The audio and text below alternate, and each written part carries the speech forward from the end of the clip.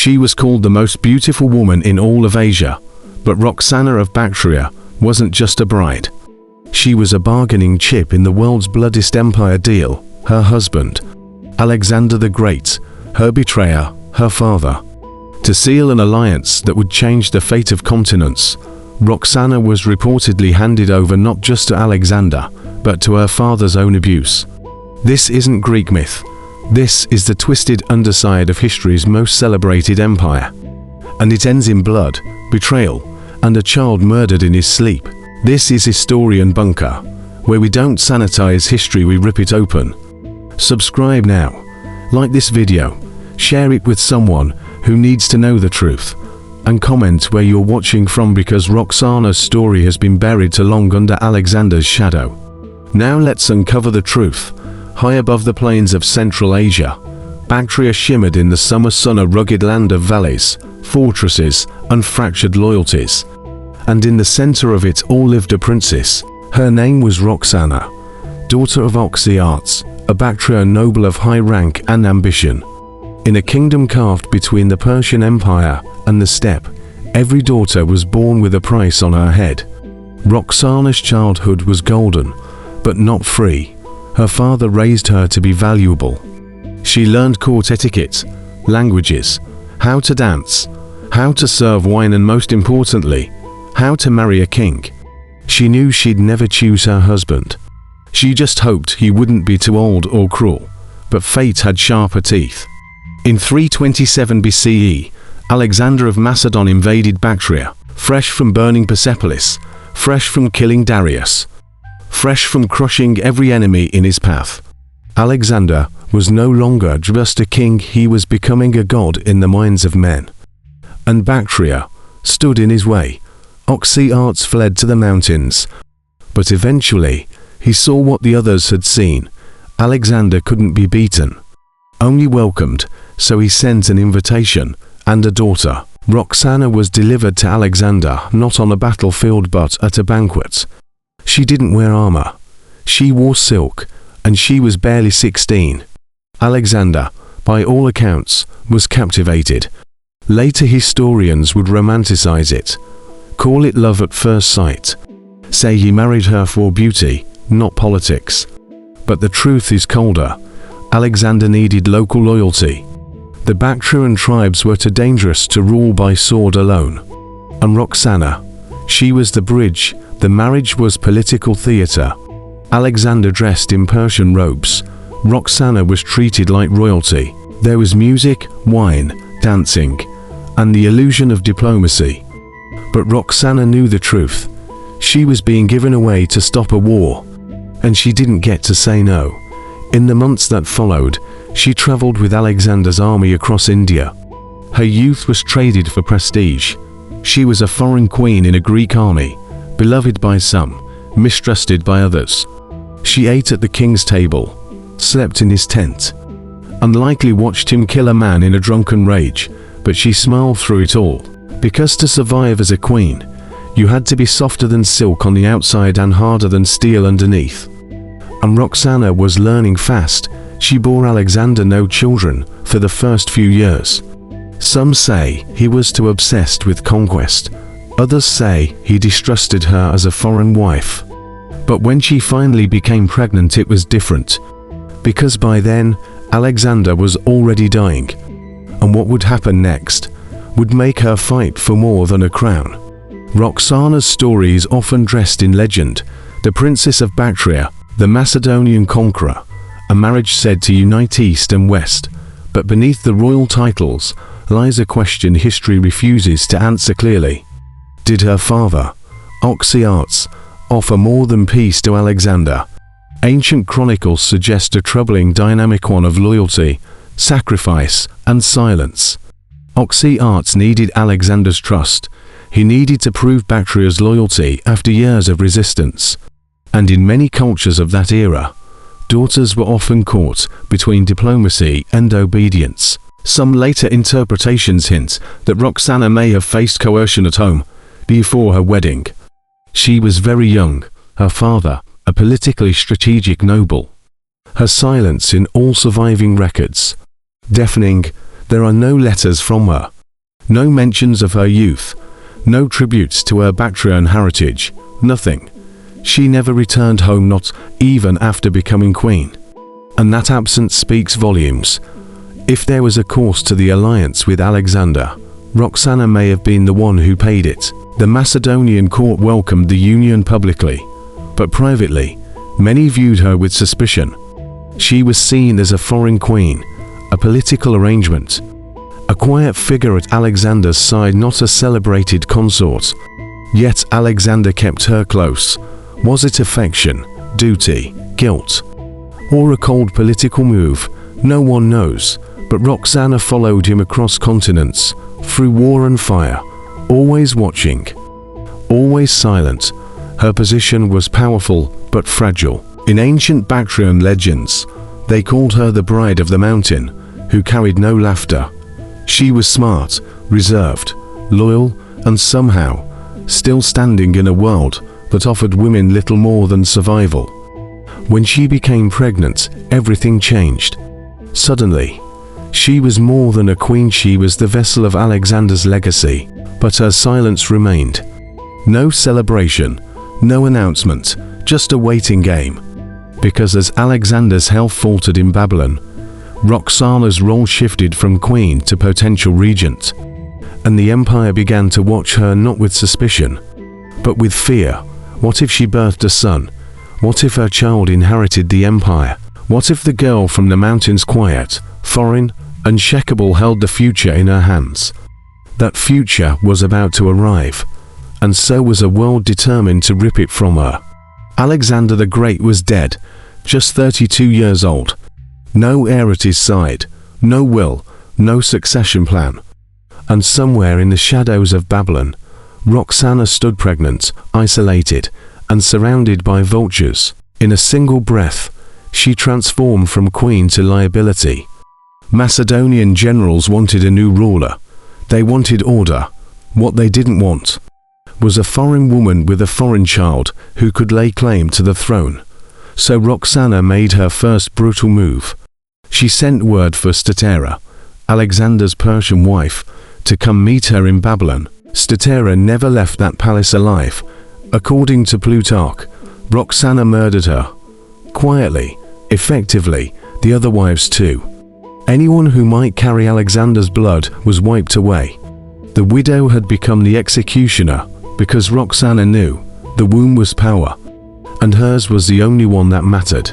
Months later, she gave birth to a son, Alexander IV, half Greek, half Bactrian, fully royal. But his birth was no celebration. It was a warning shot. Roxana now had the only living male heir to the most fractured empire the world had ever seen. And every general in Alexander's court began sharpening their knives. Cassander, Ptolemy, Antipater, Seleucus, they didn't want a baby king. They wanted warlords, fiefdoms, their own kingdoms carved from the corpse of Alexander's conquests. Roxana, with her foreign accents and foreign child, stood in the way of that dream. She was shuffled like a pawn from one protector to another, held under guard by Polyperchon, then moved by Cassander, each promising loyalty, but all plotting silence. Roxana tried diplomacy, letters, pleas. She reminded them she was queen by marriage, and her son was king by blood. But Macedonia had no room for a queen who didn't bow, so they locked her away, first in the royal palace, then in a fortress, then in a prison. Her son, once destined to rule the world, grew up behind stone walls. No throne, no gold, no crown, just fear. The boy would play with wooden swords, while Roxana taught him names: Seleucus, Antigonus, Cassander, men who smiled like uncles, but were planning their deaths. Roxana begged for an audience with the regents. None came. She tried to rally support among Alexander's old allies. They turned away. Because in their eyes, she wasn't a mother defending her son. She was a foreigner, a political accident. Her only weapon left was time. If she could keep Alexander IV alive long enough to reach manhood, he might take back the empire. But Roxana never got that far. Cassander decided to end the game. He invited her and the boy to Amphipolis, promised safety, promised food, tutors, royal honor. Instead, he ordered their execution. Roxana and her son were strangled in secret. No funeral, no tomb, just silence. The last living link to Alexander the Great, erased. It was over. Her fight, her trauma, her sacrifices, her son, all of it wiped away like chalk in rain. But her story, that still haunts us, after Roxana and her son vanished into Cassander's fortress, the world forgot them. No funeral, no monument, no inscription on stone. Just a Mother Tummy's shadow disappeared. That silence was no accident. Alexander's generals wanted no reminders of his bloodline. They wanted their own kingdoms, their own dynasties, free from his ghost. And Roxana, she was a ghost in human form. Cassander's plan was simple. Erase her. Erase the boy. Pretend they never existed. Build a new Macedonia without the weight of legend or legacy. But that silence became a curse. Alexander IV's death didn't solve anything. It fractured the empire further. The Diadochi Wars battles between Alexander's former generals exploded across the ancient world. Seleucus, Ptolemy, Antigonus, Lysimachus, they all claimed to be the true heir.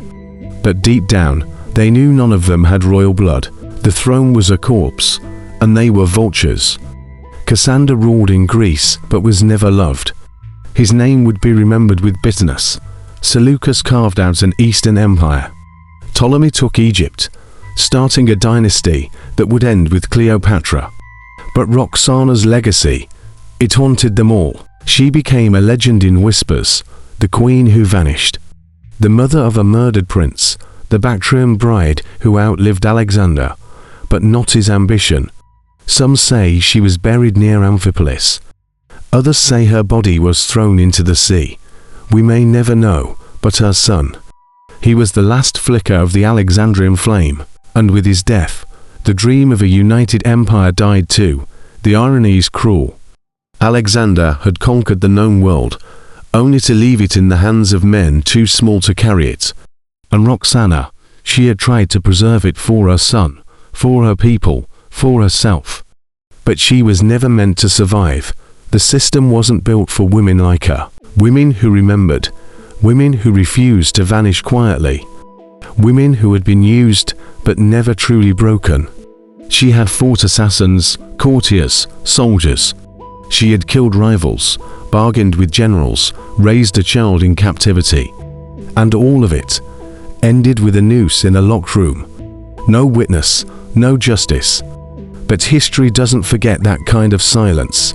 It festers, it echoes. And it leaves questions the victors can never quite erase. Who gave the order? Why the secrecy? What were they afraid of? The answer, perhaps, is that Roxana represented more than a threat to power.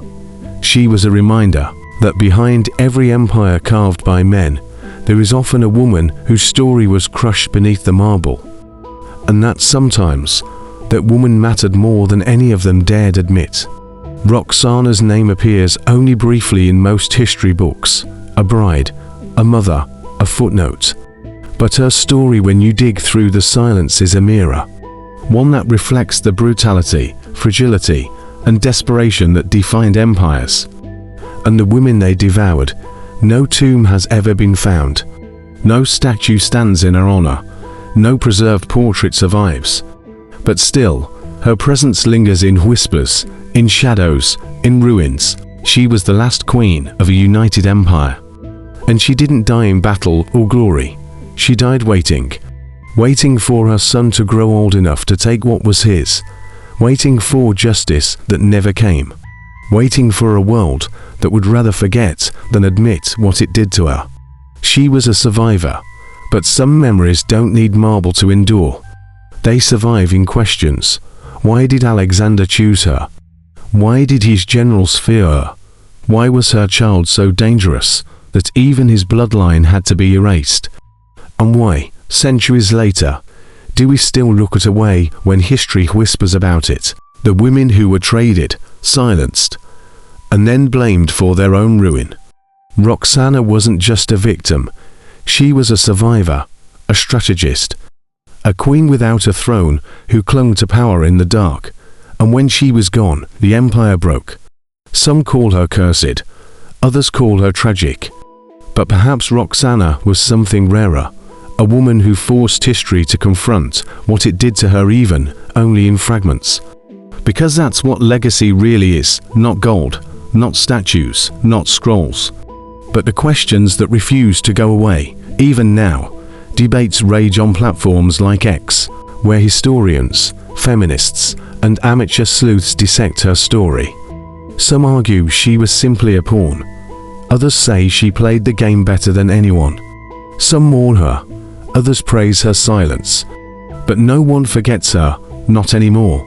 In an age of women reclaiming their narratives, Roxana's voice rises not as a scream, but as a warning that the greatest danger to power is a woman who remembers. And somewhere in a fortress long turned to dust, a mother holds her son in the dark, whispering of empires, of betrayal, and of the crown they will never wear.